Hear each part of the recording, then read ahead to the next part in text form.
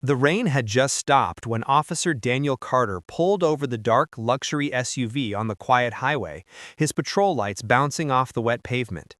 He expected a routine stop, maybe expired tags, maybe a distracted driver, but the moment he approached the window, something felt off. The woman behind the wheel was calm, composed, and strangely confident for someone being questioned about a vehicle reported as stolen. She handed over her license without hesitation, her voice steady and polite, yet there was something in her eyes that made him pause. Still, procedure was procedure, and within minutes he found himself placing her under arrest, unaware that this single decision would flip his world upside down. At the station, whispers spread quickly. Some officers wondered why she didn't argue, why she didn't shout or protest, but she remained quiet, steady, almost as if she knew something they didn't. Officer Carter tried to shake off the uneasy feeling settling in his chest. He had followed the report, followed the rules, and yet, something didn't sit right. The woman's silence felt less like defeat and more like patience, as if she was waiting for something, waiting for the right moment. The next morning, the courthouse buzzed with routine noise as Officer Carter walked in to testify about the arrest. He was confident, prepared, and ready to explain everything. But the moment he stepped into the courtroom, his breath caught in his throat. There, stepping through a side door, wearing full judicial robes, was the same woman he had handcuffed just hours earlier. The room fell silent. A few officers exchanged stunned glances. Carter felt the blood drain from his face, realizing with a jolt that he had arrested a sitting judge. She lifted her eyes, calm and sharp, meeting his from across the courtroom. There was no anger, no bitterness, just a look that said she had been waiting for this moment all along. Murmurs rippled through the room as everyone tried to process what they were seeing. Carter's heart pounded as the judge approached her seat, the weight of his mistake pressing on him like a mountain. And just as she reached the bench, she opened her mouth to speak. But what she said next would change everything. Her voice carried through the courtroom with a calm authority that made every person in the room sit a little straighter. But instead of addressing Officer Carter directly, she began reviewing the morning docket, as if nothing unusual had happened. Carter stood frozen, unsure if he should speak, apologize, or simply disappear. The silence around him felt heavy, and the officers who had been so chatty minutes ago now avoided eye contact, unsure of what the judge planned to reveal next. While he waited, Carter couldn't stop replaying the night before. He remembered how she had spoken, measured, polite, and without even a hint of panic. Most people accused of driving a stolen vehicle reacted with fear or anger, but she hadn't shown either. And now, seeing her in her judicial robes, she realized she knew exactly who she was and exactly how the next day would unfold. But why hadn't she said anything? Why had she let the arrest happen? Whispers floated through the courtroom, bits of rumors growing like sparks. Some officers claimed the vehicle report had come from an anonymous tip. Others said the system flagged the plate minutes before Carter made the stop. None of it made sense, and the more Carter thought about it, the more something felt off. It didn't feel like a coincidence. It felt planned. Judge Williams, now fully seated behind the bench, lifted her gaze briefly, and Carter felt it like a spotlight. The room seemed to shrink around him. He knew her name now, a name respected across the city for her fairness and strength. Yet he also sensed there was something deeper beneath her calm expression, something she wasn't saying. As the clerk handed her a file, the judge paused, fingertips resting lightly on the folder, as if weighing her next move. Carter's stomach tightened. He couldn't tell if she was about to clear up the misunderstanding or expose something far more complicated. And just as she opened the file, her expression changed. Subtle, serious, leaving Carter with one haunting question. What exactly had he stepped into? Judge Williams flipped open the file slowly, her eyes scanning the page with a focus so sharp that the entire courtroom seemed to hold its breath. Carter watched her, trying to read even the slightest shift in her expression. She didn't look angry, she didn't look vengeful. If anything, she looked disappointed. And that expression worried him more than anything she could have said out loud. He shifted his weight, feeling the pressure of every curious gaze landing on him. The officers who had worked beside him for years were now whispering behind lowered hands, trying to understand how the woman arrested for a stolen vehicle could be the same person now presiding over the room. Carter felt a twist of guilt tightening in his chest. He had always prided himself on being careful and fair. So how had he ended up here in front of a judge who seemed to know something he didn't? The judge closed the file gently, almost too gently, as if guarding a secret inside it. She cleared her throat, preparing to speak again, but paused when her clerk hurried up to whisper something in her ear. Her eyes widened, not dramatically, but enough for Carter to see that whatever she'd been told had shifted the entire tone of the morning. She dismissed the whisper with a nod, then looked toward the courtroom entrance as if expecting someone else to walk in. No one did. The tension thickened. Carter felt his pulse climbing. He remembered the strange detail from the arrest. The vehicle's registration popped up in the system with unusual timing, as if the notification had been pushed through. He hadn't questioned it last night, but now the pieces felt wrong. Too sudden, too convenient, and the judge's reaction only deepened that suspicion. She folded her hands, steady, composed, but her eyes held a new edge, one that hinted she might not just be a victim of a bad report. She might be part of something larger, something hidden. Then she looked directly at Carter, not accusing, not forgiving, just observing, as if trying to decide whether he was an ally or another piece of the puzzle she couldn't trust yet. A quiet knock echoed at the side door of the courtroom, stopping everyone mid-breath. Judge Williams lifted her eyes sharply, and Carter felt something shift in the room, like the moment before a storm hits. The judge exchanged a quick glance with her clerk, who looked suddenly nervous. Whatever she had been waiting for was finally arriving. Carter's palms grew damp as he turned toward the door, unsure of what or who was about to walk in. The door opened just enough for a man in a dark suit to slip inside. He didn't introduce himself, didn't greet anyone. He simply handed Judge Williams a sealed envelope. The judge nodded without a word, but Carter noticed her fingers tighten around the envelope before she opened it. She read the first page, then the second. Her jaw locked. For the first time since she had met her, her calm expression cracked, only slightly, but enough to show that whatever was written inside wasn't routine, not even close. Carter felt his heart beat in his throat.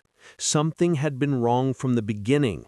The strangely timed stolen vehicle report, the judge's quiet acceptance of the arrest, the whispered updates, the mysterious file, and now this sudden envelope delivered like a warning. Every piece pointed to something far beyond a simple misunderstanding. And standing in the middle of it, he couldn't tell if he was uncovering the truth or being dragged into something dangerous. Judge Williams folded the papers, but she didn't set them aside. She looked straight at Carter again, her gaze more intense than ever. It wasn't anger. It wasn't fear. It was something heavier, something that made Carter feel as if he was standing on a trap door without knowing when it might open. She opened her mouth as if to speak, but before she could say a word, another alert chimed from the clerk's desk. The clerk glanced at the screen and froze, her face draining of color. Judge Williams stood up slowly, her robes shifting as she rose, with a gravity that made the entire room fall silent. Carter swallowed hard, sensing that everything was about to shift. The truth, the accusation, and the reason behind the bizarre, stolen vehicle report. And as the judge took a step forward, holding the envelope like it could ignite at any second, Carter felt the tension snap to its highest point. Whatever she was about to reveal was the moment everything would break. Judge Williams stepped down from the bench, the sealed envelope held firmly in her hand, and the entire courtroom watched her with the kind of stillness that comes only when everyone senses something big is about to break. Carter's breath caught as she stopped just a few feet away from him, close enough that he could see the tension beneath her calm surface. She didn't hand him the envelope. She didn't even speak. Instead, she looked toward the rear of the courtroom, almost like she was waiting for someone else to step in. Then, the doors swung open. Two officers from Internal Affairs walked in, their badges visible, their expressions unreadable. The shift in the room was instant. Conversations died, officers straightened. Carter felt his stomach drop. IA didn't show up without a reason, and their arrival meant whatever was happening was no longer just about a mistaken arrest or a suspicious vehicle report. This was something deeper, something inside the department itself. One of the IA officers approached Carter, but not with accusations. Instead, he handed him a different folder, one with his name printed on the front. Carter blinked, confused. Why him? Why now? He opened it just enough to see a time-stamped report, a screenshot of the supposed stolen vehicle alert, and then another screenshot showing something he never expected. The alert had been manually triggered. Someone had set him up. Carter felt heat rise in his chest, a mix of shock and anger.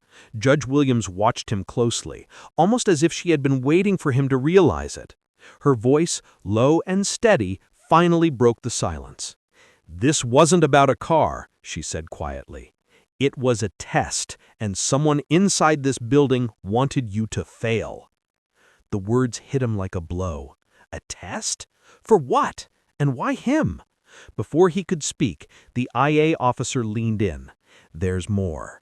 We have reason to believe the person who triggered that alert is still here." The courtroom erupted with whispers. Carter felt the stakes snap even higher. If someone inside the department had manipulated the system, framed him, and dragged a judge into it, then this wasn't just a setup, it was a warning. Judge Williams turned her attention toward the bench, her eyes narrowing as if she had just spotted something, or someone. And in that moment, Carter realized the real danger hadn't even revealed itself yet. Judge Williams turned slowly toward the back of the courtroom, her gaze sharpening on a figure who had been quiet the entire morning. Sergeant Mills, Carter's longtime supervisor. He sat rigidly in the second row, eyes locked on the judge, but there was something in his expression Carter had never noticed before. Not confusion, not surprise, something closer to calculation. The IA officers moved at the moment Judge Williams lifted the envelope, her voice steady but firm. "Sergeant Mills, I believe you should join us up front." Mills stood, trying to maintain his usual confident posture, but Carter could see the tension creeping into his shoulders. The IA officers escorted him forward, and the room went silent again. Judge Williams handed them the envelope, the one that had shaken her earlier. "Inside," she said, "is proof that the stolen vehicle alert was manually created using your login." A ripple spread through the courtroom. Mills opened his mouth, but no words came. Carter felt a wave of shock and disbelief wash over him. Mills had trained him, vouched for him, guided him through his early years. Why would he sabotage him now? But the judge wasn't done. She reached into the envelope once more and pulled out a second sheet, this one bearing a copied message sent from Mills's account to an anonymous email. The message was short but clear. "Carter is getting too close. We need him out." Carter's stomach dropped. Too close to what? IA stepped in and placed Mills under custody as he finally muttered a confession under his breath. He had been part of a small internal group misusing department systems, rerouting alerts, burying complaints, manipulating reports. Carter had unknowingly stumbled across one of the altered records weeks ago, and Mills had feared he would dig deeper. The judge nodded at IA, closing the conflict with a calm authority. "Officer Carter," she said, turning back to him, "you were never the target. You were the threat to someone who didn't expect you to pay attention." Relief washed over him, but only for a moment. Because, just as Mills was being led away, he glanced back at Carter, a strange half-smile on his face. "You think it ends with me?" he whispered. "You have no idea how far this goes." Judge Williams stiffened, IA paused, and Carter felt the air shift again, realizing the twist he never saw coming. The arrest, the setup, the conspiracy. It was only the beginning. The moment Sergeant Mills was taken away, the courtroom finally exhaled. The tension that had wrapped around everyone slowly loosened, and the weight on Carter's chest began to lift. Judge Williams returned to the bench, her composure steady once again, but Carter could still sense the unspoken concern lingering beneath her calm. Mills's final words hung in the air like a warning neither of them could ignore. Still, the truth they had uncovered that morning mattered. The false, stolen vehicle report, the deliberate setup, the internal manipulation of police records, everything finally made sense. And for the first time since the arrest, Carter felt clarity instead of confusion. He had been targeted because he followed the rules, because he asked questions, because he wasn't afraid to look deeper. In a system where shortcuts could be dangerous, he had been the one person Mills couldn't control. Judge Williams approached him after the hearing, her expression softer now. "You handled yourself well," she said quietly. "Most people would have pushed back last night, but your patience revealed the truth faster than any argument could." "I'm just glad it's out," he said. "Or at least the start of it." "It is," she agreed. "And IA will take it from here. They'll look into every file Mills touched, every alert he altered. This isn't something you have to carry alone." Outside the courtroom, the morning sun broke through the clouds, casting light across the steps. It felt symbolic, like the end of a long and confusing storm. Carter paused, taking in a breath he hadn't realized he had been holding. The scandal hadn't destroyed him. It had revealed who he truly was as an officer. Before leaving, he glanced back at the courthouse one last time. The chaos, the suspense, the confrontation, they were finally behind him. And even though Mills's warning echoed faintly in his mind, Carter chose not to dwell on it. Today, justice did exactly what it was supposed to do. And for now, that was enough.